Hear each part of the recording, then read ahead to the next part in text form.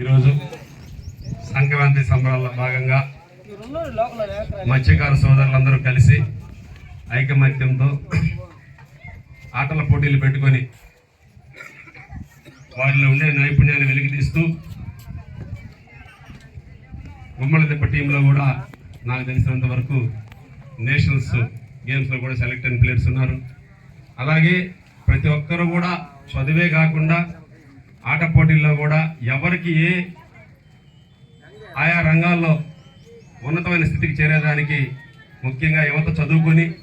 అన్ని రంగాల్లో కూడా ముందుండాలని చెప్పి మత్స్యకార సోదరులు మరొకసారి సంక్రాంతి సందర్భంగా వారి కుటుంబాలు అందరూ కూడా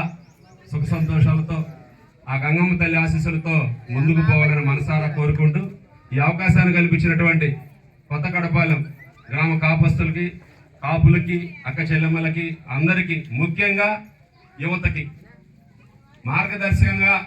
చెప్పే ఒకే ఒక్క మాట, నేను చదువుకోండి. మీ కన్న తల్లిదండ్రులు మీకు ఇచ్చిన అవకాశం, కష్టపడి మిమ్మల్ని పెంచేటటువంటి పెంపకంలో మంచి పేరు సమాజానికి మనం ఏం చేయాలి,